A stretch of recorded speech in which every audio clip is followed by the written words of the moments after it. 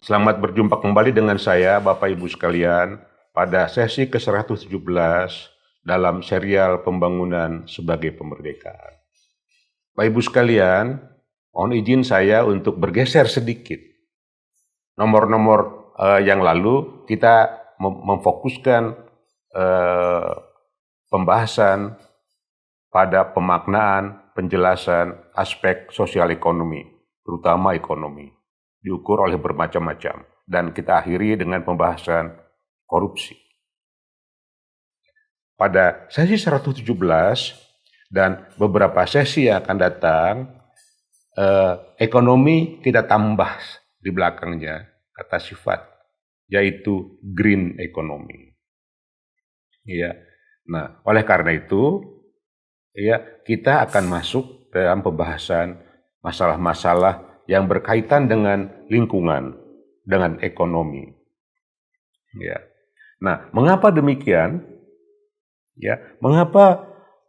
Apa latar belakangnya? Ya, sehingga kita penting untuk membahas green economy yang cocok untuk tropika, kepulauan, dan Indonesia.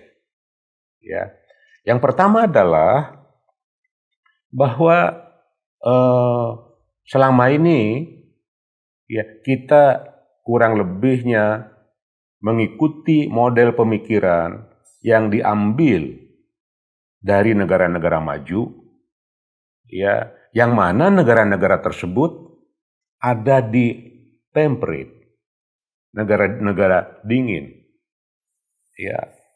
Nah, hasilnya, ya, negara-negara tropika sampai sekarang, ya, masih berada dalam kondisi miskin, tertinggal, terbelakang, ya. Bahkan yang lebih memprihatinkan, kondisinya makin senjang antara negara-negara temperate dengan negara-negara tropika yang dikenal dengan istilah global great divergence.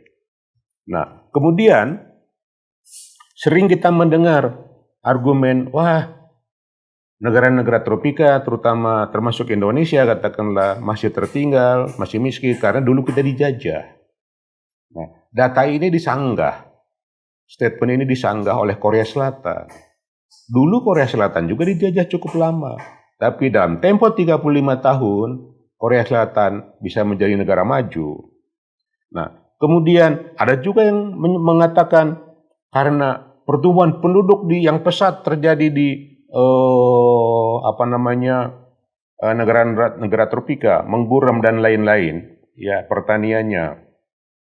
Ya, ini disanggah juga. Apabila negara itu maju, guramisasi tidak terjadi. Ya, ini pengalaman negara temperate. Nah, kemudian stagnasi body of knowledge sebagai dasar kemajuan industri yang pesat disanggah. Ini disanggah oleh faktor kemajuan Economic Complexity Index di Cina. Artinya apa? Dynamic suatu negara bisa menggerakkan hal-hal yang sangat mendasar, yaitu body of knowledge.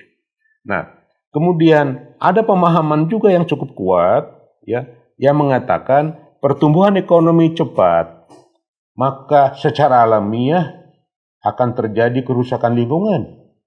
Ya. Nah, itu terbantah juga oleh negara-negara maju, ya, terutama negara-negara Skandinavia. Ya, jadi apa masalahnya dengan bangsa tropika, termasuk Indonesia yang masih tertinggal ini? Nah, inilah latar belakang yang saya coba kumpulkan, ya, mudah-mudahan bermanfaat untuk membangun suatu diskusi. Nah, inilah untuk mengingatkan, ya, bahwa semakin dekat ke ekuator, ke khatulistiwa, negara-negaranya makin miskin. Nah, sekarang apa green economy? Ya, apa kira-kiranya yang bisa kita tafsirkan cocok untuk Indonesia?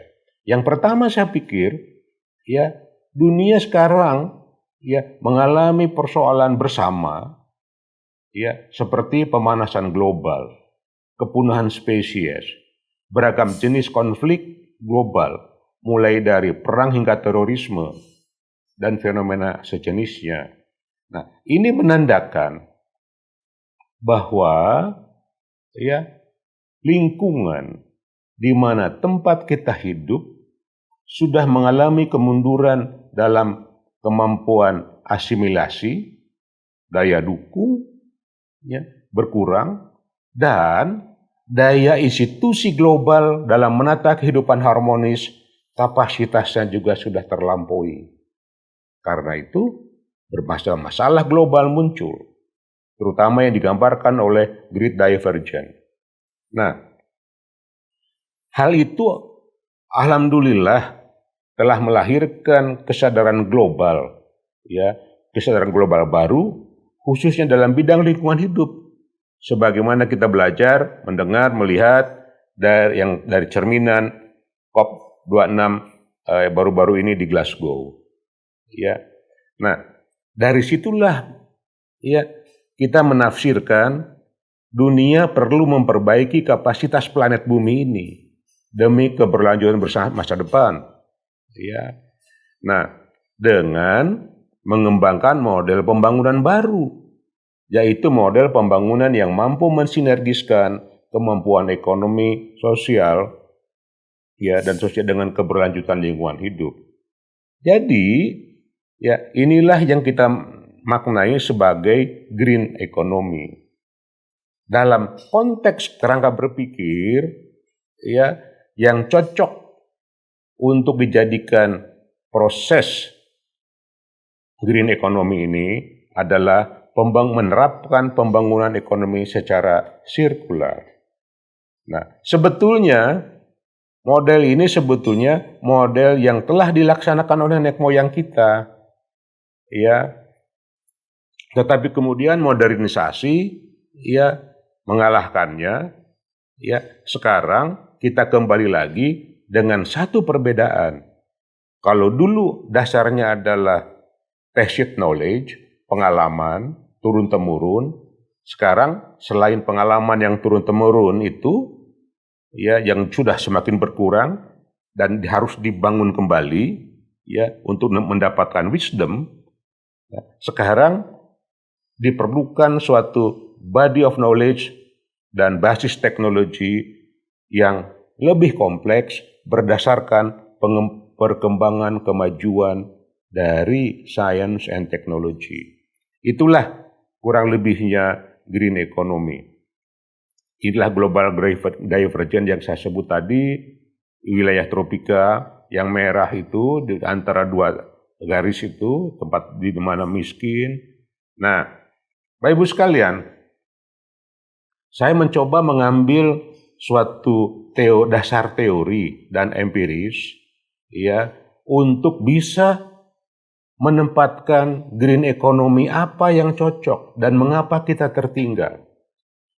Ada ini tabel yang saya ambil dari model ski, ya, yang menunjukkan kalau kita lihat tabel ini, ya, yang didasari oleh teori Kondrativ long cycles, di mana cycle itu 40 sampai 60 tahun perubahan dunia itu seperti digambarkan oleh ini, ya, mulai dari tahun 1780 seperti inilah gerakannya, ya. Nah, di sini dunia global model sekarang tidak terjadi tiba-tiba, tapi melalui suatu proses yang panjang, ya, sampai tahun 2020, 2030 katakanlah. Model scheme mengidentifikasi ada 20K atau 20 Kondrativ cycle. Nah, kalau kita melihat K mana, nomor berapa yang Indonesia sampai sekarang masih mendasarinya, maka kita bisa melihat K13, American Plantation, perkebunan. Ya, waktu itu cotton, ya, kapas di sana. 1640. Ya. Nah, yang membangun siapa? Inggris. Ya. Nah, kalau kita bicara perkebunan, ya, yang ditunjukkan oleh product complexity index-nya negatif 2 sekian untuk kelapa sawit, artinya apa? Kita masih berada pada K13. yaitu kurang lebihnya 1640. Jadi ya, kalau kita gunakan tabel ini sebagai dasar analisis, kita bisa paham mengapa sampai sekarang kita tertinggal ya struktur ekonomi kita, karena kita masih dilandasi oleh siklus K13 1640 ya katakanlah. Nah, padahal sudah terjadi macam-macam perubahan zaman ya. Nah, ini saya potong tabel tadi ya, kita ambillah inilah yang dimaksud dengan siklus kontratif. Ya. Nah, misalnya perekonomian dunia dengan ditemukannya mesin uap, lahir tekstil industri tekstil, lahir pakaian, clothing. Kemudian terus berkembang industri clothing, industri pakaian turun, ya. Ditemukan di dunia ini ya 1830-an kereta api. Naik lagi. Kereta api nggak sepanjang zaman, turun lagi dia. Nah, lahirlah teknik elektro dan industri kimia. Mass consumption lahir. Terus lahir mobil, petrokimia industri. Lahir information technology, information communication yang sekarang lagi booming, menciptakan era digital, ya HP semuanya itu. Tapi ini dunia melihat ini sedang menurun sekarang. Apa yang akan lahir? Ya, dengan adanya bioteknologi, kemudian psikososial, kesehatan psikososial, akan berkembang teknologi yang disebut kesehatan holistik. Nah, saya ditambah dengan kasus pandemi COVID sekarang, itu merupakan indikator bahwa teori kontratif ini dan para analis di bidang ini errornya sedikit. Ya, sekarang kita memerlukan kesehatan holistik. Mulai dari bagaimana bukan obat tapi imunitas yang kita perlukan. Ya. Nah, jadi inilah gambaran umum ya untuk memberikan stimulan pikiran. Nah, inilah saya coba kita lihat kita sampai sekarang. Ekspor terbesar kita ada di minyak sawit. Gula sudah tertinggal, grafiknya seperti ini. Ya, sudah tertinggal kita. Nah, kalau kita mengandalkan pikiran-pikiran lama, pertanian kita, pertanian kita didasari oleh pikiran lama, maka kita akan menjadi korban penurunan harga yang terus menurun. Ya, nah, dampak penurunan harga sudah sangat jelas. Makin miskin, ya kita secara relatif, dan inilah sebagai salah satu faktor penting yang bisa menjelaskan mengapa economic divergence terjadi antara bangsa tropika dengan bangsa ini, dengan bangsa maju. Mereka sudah tidak lagi bergantung kepada pertanian sebagai sumber pertumbuhan dan kekayaan.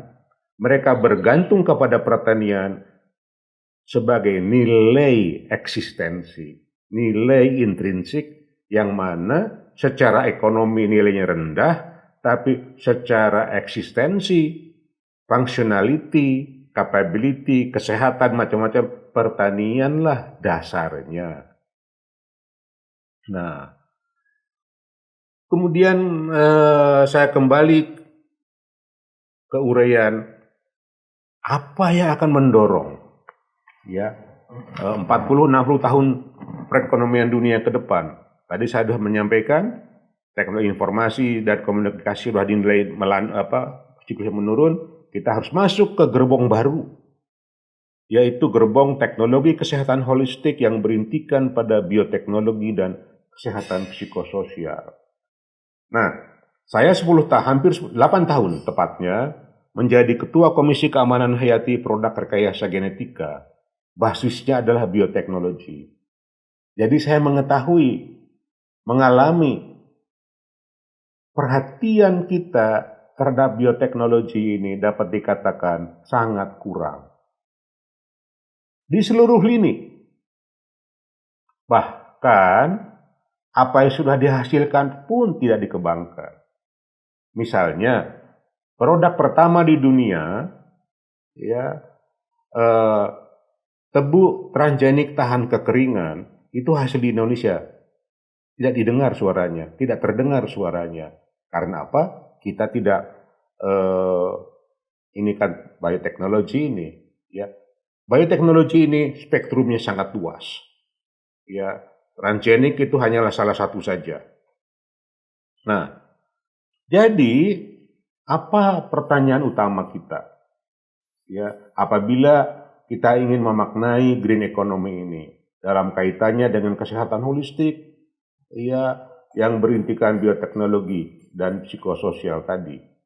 Nah, kita harus ini, ya, ilmu ini, ya, sifatnya universal. Teori itu universal, tetapi penerapannya harus bersifat lokal. Oleh karena itu, ya, kita harus membangun budaya tropika supaya bisa melompat ke depan, ke gerbong kontradiktif ke-6. Apa itu? Satu, ya, dalam budaya tropika itu, ya, iklim intelektual tropika harus kita bangun, yaitu sangat memaknai keanekaragaman hayati, sangat memaknai panas, lembab, dan basah, sehingga proses pembusukan sangat cepat, tapi pembusukan ini bisa kita ganti, proses fermentasi katakanlah, sangat cepat, menggunakan energi alam. Nah, kemudian rasa dan selera tropika, ya, yang kita secara umum yang diperlukan oleh kita itu adalah dalam bentuk makanan katakanlah protein, yang pertama, yang utama, yang terpenting, karbohidrat, lemak, vitamin, mineral. Nah, selera tropika apa? Yang saya maksud rasa tropika, ya, misalnya jengkol, pete, ikan gabus, ya, itu makanan-makanan penting.